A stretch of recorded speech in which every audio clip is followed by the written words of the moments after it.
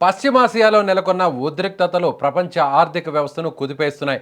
దీని ప్రభావం నేరుగా సామాన్యుడి జేబుపై పడుతోంది. అంతర్జాతీయ మార్కెట్లో ముడి చమురు ధరలు రికార్డు స్థాయికి చేరుకోవడంతో గత కొన్ని రోజులుగా స్థిరంగా ఉన్న ఇంధన ధరలు ఇప్పుడు మళ్లీ పెరుగుతున్నాయి. దేశీయ చమురు మార్కెటింగ్ సంస్థలు గత 8 రోజుల వ్యవధిలోనే 3 సార్లు ధరలను సవరించడం ఇప్పుడు దేశవ్యాప్తంగా చర్చనీయాంశంగా మారింది. తాజాగా ఈరోజు మే 23న మరోసారి ఇంధన ధరలను పెంచుతూ సంస్థలు నిర్ణయం తీసుకున్నాయి. ఈ పెంపు శనివారం ఉదయం 6 గంటల నుంచి అమల్లోకి వచ్చింది. దీంతో హైదరాబాద్లో పెట్రోల్, డీజిల్ ధరలు మిగతా మెట్రోల్ నగరాల కంటే ఎక్కువగా ఉండడం గమనార్హం.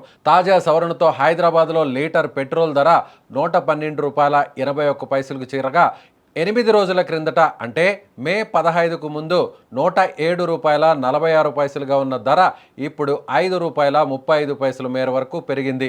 మరోవైపు డీజిల్ ధర ₹100 మార్కును అధిగమించి ₹100.94 చేరుకోవడంతో వాహనదారులకు తీవ్ర ఇబ్బందిగా మారింది. మే 15కు ముందు ₹95.70గా ఉన్న డీజిల్ ధర ఇప్పుడు ₹5 పైగా పెరిగి రికార్డు స్థాయికి చేరుకుంది. ఢిల్లీ వంటి రాజధాని నగరాల్లో కూడా ధరలు పెరగ తప్పలేదు. ఢిల్లీలో పెట్రోల్ లీటర్కు ₹99.51 ఉండగా డీజిల్ ధర ₹92.49గా నమోదైంది.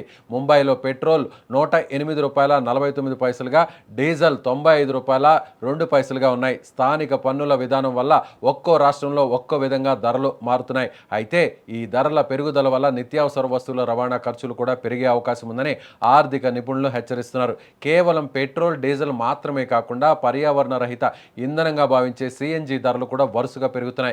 గత 10 రోజుల్లోనే సిఎన్జి ధర మూడోసారి పెరిగింది.